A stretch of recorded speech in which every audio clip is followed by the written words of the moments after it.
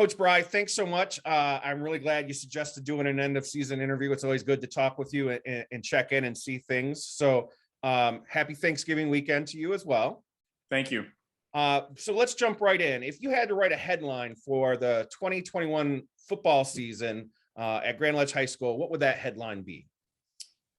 Probably say something about great chemistry and team leadership. I was really impressed and proud of this group of kids. They've overcome a lot of adversity, and the team chemistry and the senior leadership on our team this year was outstanding.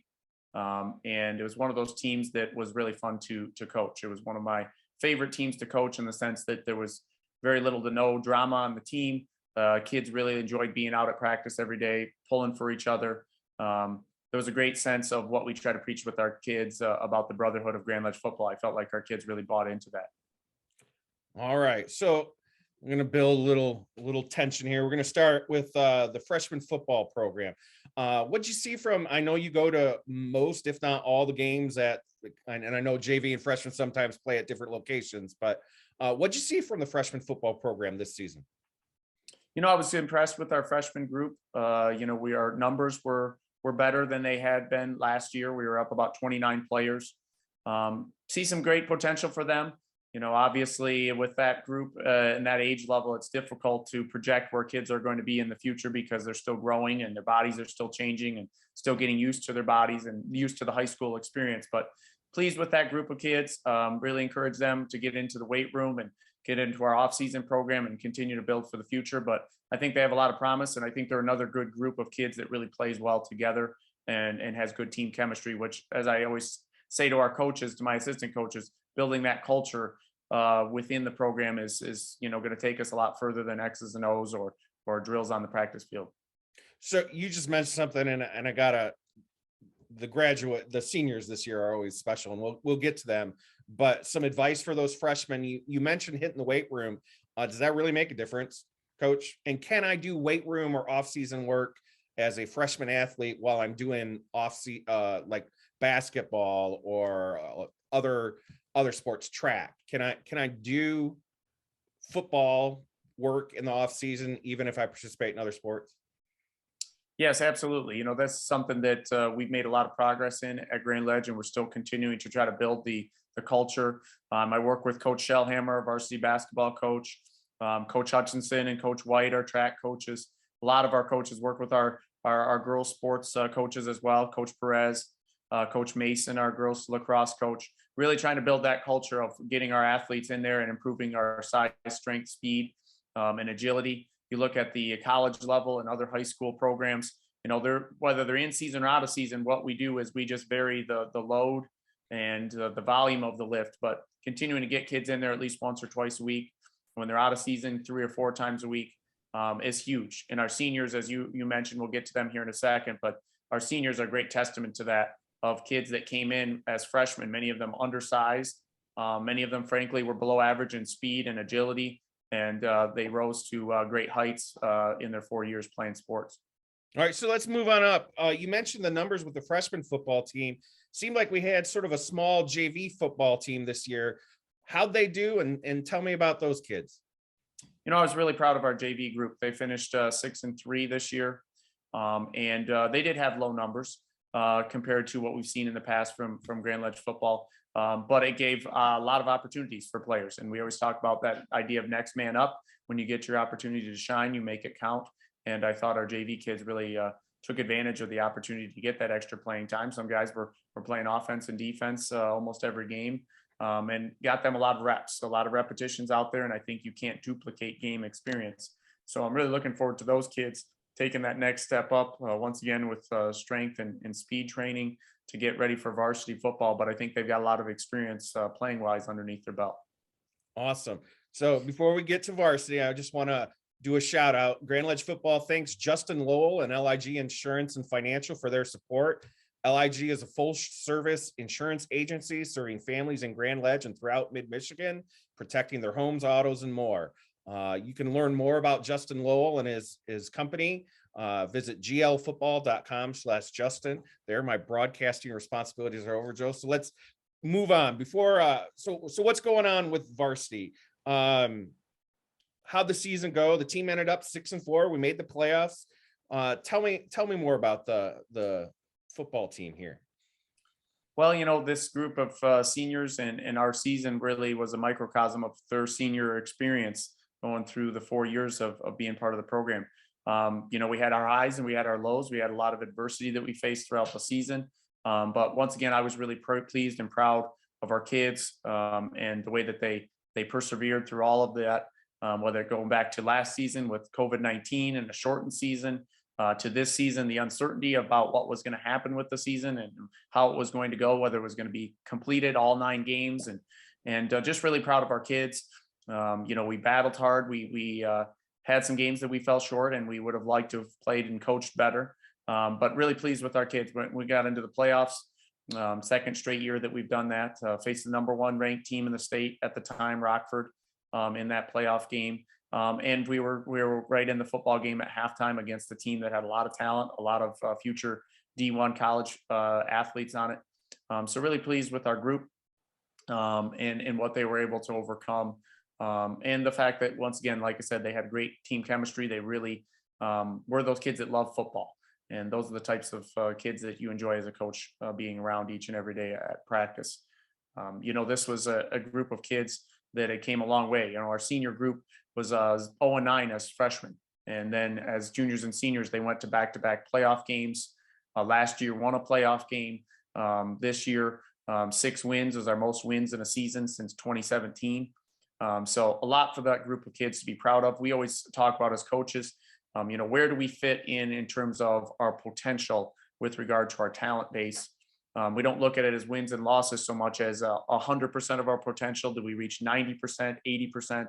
And I really feel like this group of kids was in that 90% plus range in terms of maximizing their talents and abilities. And it's a tribute to them, a tribute to our seniors, our senior captains, Reese Cordall, Jeff Kolb, and Ethan McCartney did a great job leading throughout the season. And all 3 of those kids are great examples of what the weight room in the off season can do for you, because they really maximize their God-given abilities by really just putting in the good old-fashioned hard work and preparing themselves for their senior year.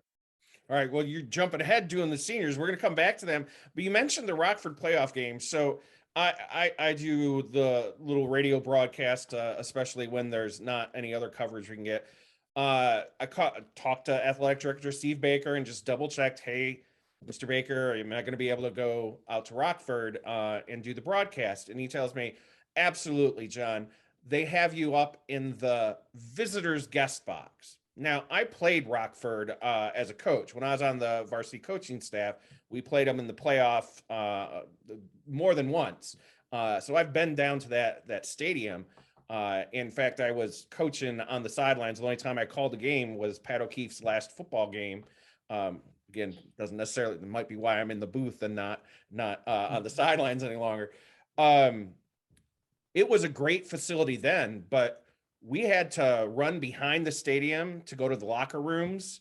There was, it was a nice facility then, but my word, when I arrived there, you walk in these great gates. They have a whole like patio set up right on the one end zone, right next to these nice concession stands. The home stands are absolutely gorgeous. And just to be psychologically intimidating, they make the visitor stands nice and tiny in comparison. But there's a visitor's booth. There's a gorgeous home booth. The field's turfed and looks great. I was able to look out the other side of the visitor's booth, and they have a whole full-size practice field behind us that's turfed, and they can have coaches up in the booth, effectively, of that visitor's booth, looking and watching practice. So, I mean, the facility, there was this whole new brick building at the other end zone, which was where the team rooms were. Coach Brya, tell me a little bit about this. This is Rockford. They're a D1 school. We're a D1 school. Tell me about this. What's going on? Well, as you mentioned, John, the facility was, outstanding. And I think it was a great experience for our players and our families to be able to compete against the number 1 ranked team and compete in a facility like that. I mean, their facility would be better than most colleges and universities in the state of Michigan. With that being said, right? As a Division I school, we have to understand that that is what we're competing against, and especially when us being the only Division I school on the west side of Lansing, that is the type of schools that we're going to be facing in the playoffs going forward. Is Rockford, Granville, Hudsonville, schools in the Metro to Grand Rapids area, and that is the commitment and the financial commitment that they've made to athletics and to football specifically. And so I'm really excited about our new turf field that we're going to be having to the west of the high school. But that's something that I appreciate the Grand Ledge community being behind, because that Rockford experience for that playoff game was an eye opener for me, because I've been there as well. But to see a 40-foot video board and team rooms at the end of the stadium that were heated, they had coaches' offices in the team rooms, the halftime rooms. They had projectors in the halftime room, so you could go over film with your players during the week, during practice. I mean, it was a state-of-the-art facility. We also had the opportunity to walk behind their school to get on and off the buses before and after the game, and to look at their weight room facility was amazing. It must have been about 10,000 square feet. All of their equipment branded with their Rockford logo and Rockford Ram logo on there. All of it painted in their school colors. It was outstanding, and you can see why they've had the success that they've had throughout their entire sports program. And so, once again, I'm really excited to see what we're going to be building here in Grand Ledge for the next couple of years, because I think, and I certainly hope, that that's going to bring us up to the level of some of the competition that we see in Division I in football. Coach Brya, okay, so you mentioned the new track and field facility that has the turf inside the track. And then I think you've seen maybe some of the drawings of the fine arts and athletic addition that's going on the south end of the high school. Is that enough? Is that, I mean, that now, are we the same as Rockford and Granville, or is it at least a step in the right direction? Where do you come down on that? And I guess the other piece of that is, we were the first public school in our area, it seems, to have turfed a field.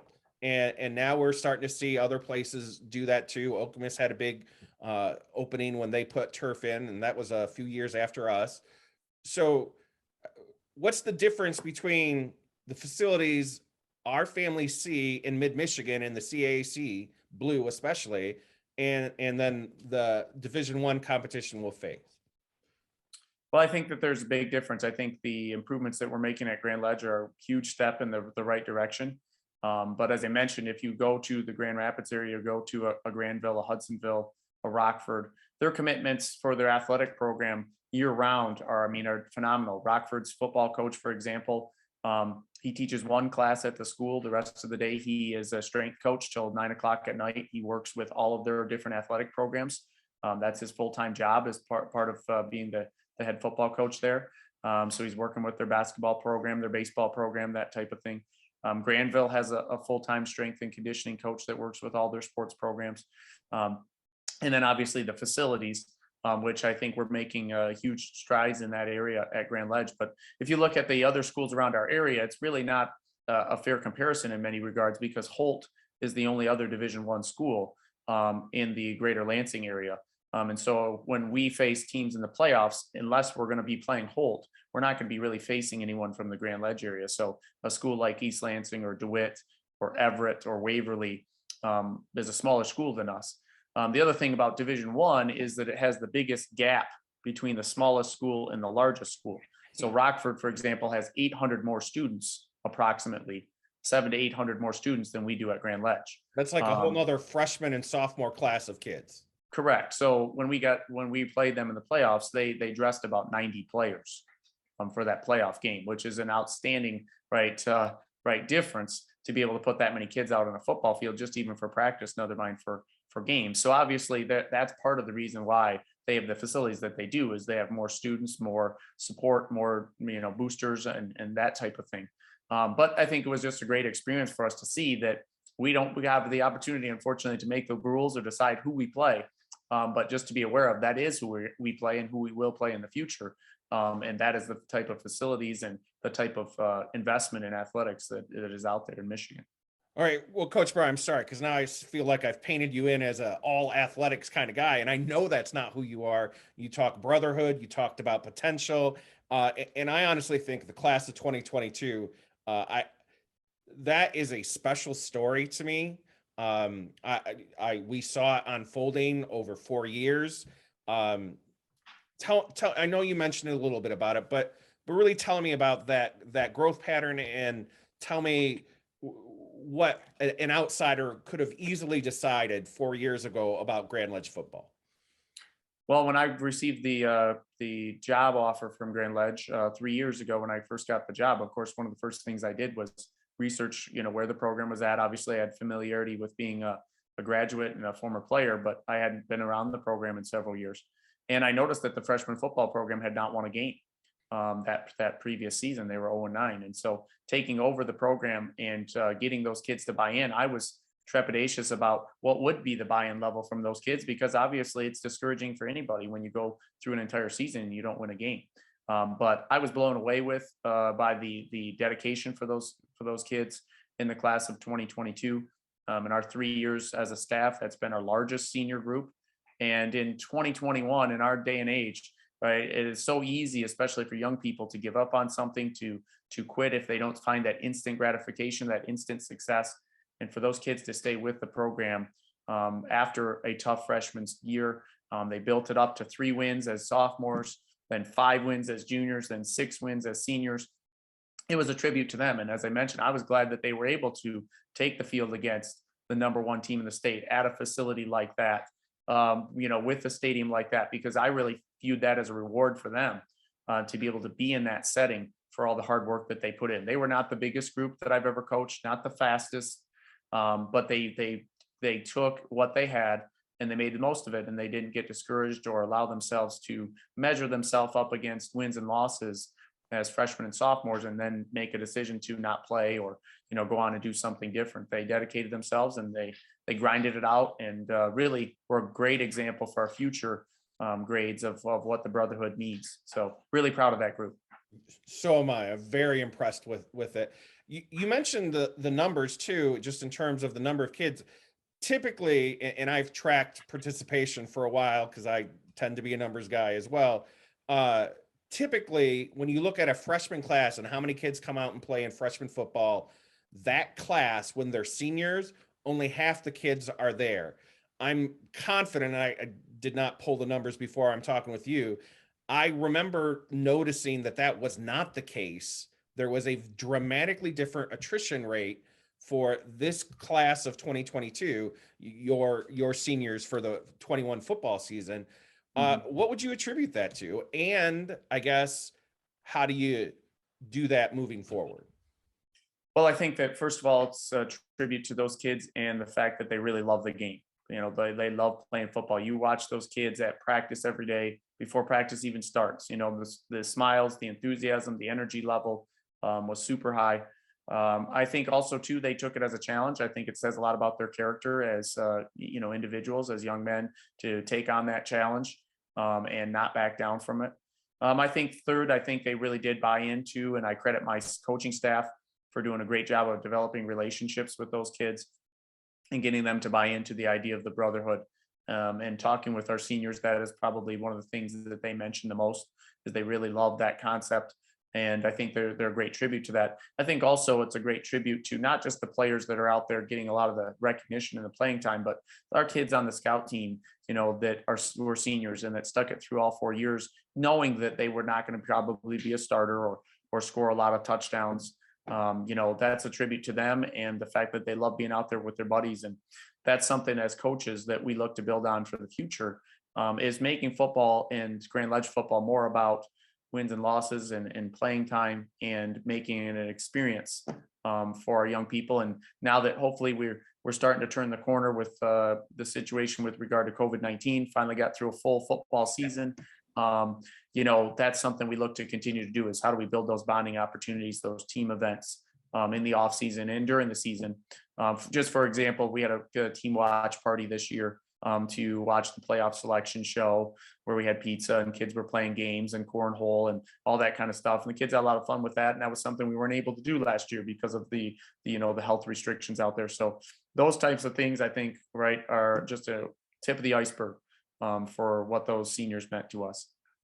You mentioned some recognition, so let's talk a little bit about there. I know that we have the state championship games are this week with Thanksgiving, but there's often some end of the season awards. There's often team awards, conference recognition. What can you tell us? How'd our boys do? Well, not all of the postseason awards have been, announced yet. A lot of the media publications do wait until after the state championship games. And I don't want to give away our team awards because we do have our team banquet coming up on December 5th. So I don't want to spoil everything, but I will say that our kids did an outstanding job. We've had several young men named to the all conference team for the CAAC Blue. Starting on offense with our running back, Brendan Holcord, all conference running back, he's a fantastic story for that seniors group and a fantastic story of perseverance. He was our third string running back actually last year, and showed up every day in the off season that we had weightlifting at 6:30 in the morning to lift weights and just made himself into a tremendous football player. So he made all conference, as well as our wide receiver, Andrew Knesny, as well. Our center, Logan Costello, all conference as well. Defensively, Nate Edlin, our leading tackler, made it at linebacker. Just a fantastic career that he had at the linebacker position. Really our team leader, really even the last 2 years on the defensive side of the ball. Teddy Williams, one of our defensive linemen, made it. Was one of our leaders in tackles for loss and led our team in sacks. Sean Foster and Adam Blue, two of our defensive backs, made it as well. That was a big area of improvement that we made this year defensively, was in our defensive backfield. So, and then Reese Cordall, another one of our defensive backs, made it as an honorable mention. And as I mentioned, he was a team leader, a team captain for us.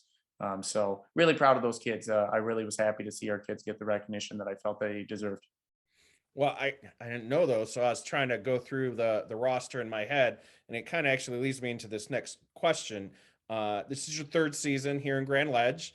I'm curious about the future, and listening to those names, sounds like you had a lot of conference recognition that was split between juniors and seniors.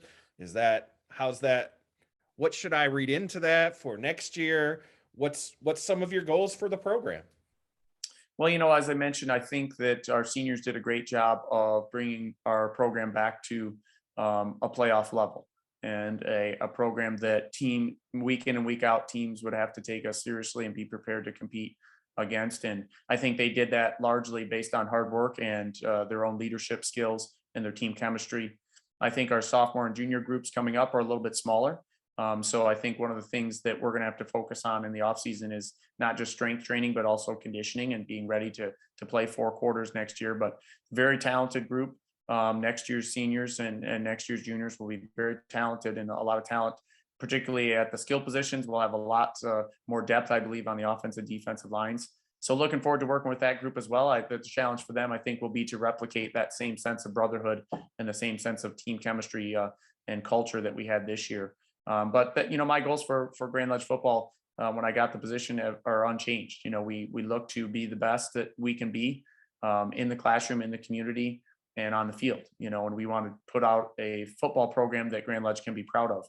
And that's not only just from wins and losses on the scoreboard, but how do our players behave in the community? How do they behave in the classroom? Right now, I don't know the final results, as I mentioned, but right now our team is up for academic all-state consideration. I think that we have a pretty good chance of getting it. If we don't, we'll be right on the cusp of that. But we had a lot of great student athletes this year. Our players participated in community service activities this year for our Fallen Heroes Night, where they personally went out and raised money to buy customized jerseys to present to those military families at the end of the night, which was a huge highlight for the season for all of us, not just those families, but our players really got a lot out of that experience as well. So we continue to build on those types of things. And obviously on the football field, Grand Ledge football and Grand Ledge athletics is built on competing for championships. And that's one thing in the 3 years that we've had it together here as a staff, that we've not gotten to that level yet. And so that's kind of our next mission is we've gotten it to a winning record. We've gotten it to a playoff appearance. We've gotten onto the field against state championship caliber teams. Now, how do we finish the deal and get into those championship games and compete and win those things? Awesome. Now we've been focused on high school football, 9 through 12, but the 7th and 8th grade programs are actually now run by the schools too. Can you tell me a little bit about that? what partnerships are involved with that, how they do? Yeah, we're in a partnership, with the GLAYF and with the school district and our 7th and 8th grade programs. We had 2 teams at each level, which was outstanding. We got a lot of participation. We had about 45 participants in our 8th grade program, split into 2 teams. And then in our 7th grade program, we had about 51 players there, split into 2 teams as well. And all 4 of those teams did a great job. Really proud of our coaching staff at that level. It's a difficult level as you're trying to introduce the game to a lot of players that maybe it's their first time out, maybe it's their 3rd or 4th year that they've played football. And to bring those kids together into a team, really excited to look forward to work with those kids in the future. They've done a great job already of really buying into our strength and conditioning program. We had a 7th and 8th grade program last summer through our community recreation department that we had great participation numbers in. And we already started up here this winter. Same thing for strength and conditioning and speed training for our 7th and 8th graders, and seeing a lot of great gains. That's really excites me as a coach when you see those kids come in at that level, because you're really looking to see now 4 or 5 years from now what those kids will turn into. But they're putting in a lot of hard work, and already seen a lot of excitement and enthusiasm for the future of Grand Ledge football. All right. Well, what about the rest of us, people like me, people watching this video, fans and alumni? How can they help Grand Ledge football? Well, probably the biggest way at this point in the off season is by participating in our Grand Ledge Football Boosters Club. So next month at our December meeting, which the meetings are the first Wednesday of the month, in room 215 at the high school at 7 o'clock. But if you have a player in the program, you can come to our next meeting here in December and vote on the next group of officers to lead the club into the 2022 season. And then obviously, as we get into the 2022 season, as I mentioned, hopefully now that we're turning the corner and being able to open up the program more to community members, we got some interesting and fun ideas, I think, where we're going to be able to open up the community to participating and taking part in practices and watching practices and that type of thing. We obviously have our fundraising drives in the off season. We do one in the spring, our vertical raise fundraiser, and then our gold card fundraiser in the fall, which is a huge, once again, when you talk about facilities, a huge help to us. This off season, we're looking to buy a new lineman sled for the new turf practice field, because obviously we want to be able to practice the same drills at both facilities. We're looking to buy a new lineman chute. That's one of our areas of emphasis in the offseason, is improving our offense and defensive line. So those are the types of fundraising goals that we have and purchases that we would like to make. And so we appreciate all the financial support that we've received from the Grand Ledge community. And then obviously, as we get into next season, we are excited. Next year, we'll have 5 home games for the varsity. This year, we only had 4. Matawan, which was a non-conference game we played for the last 2 years, has been replaced on our schedule. We've already got our 2022 schedule out there, which is exciting. And we're going to be playing Lapeer High School instead of Matawan. And Lapeer's been a powerhouse on the Flint area, east side of the state, if you will, over the last several years. So that's going to be an exciting game for us. They've got a beautiful facility, turf field as well, that I've already had the opportunity online to check out that. And so they'll be playing us in Grand Ledge next year for that 5th home game. We got some, we're going to have 2 home games, or excuse me, 2 games before Labor Day next year. Our first home game will be the first game of the season against Coldwater.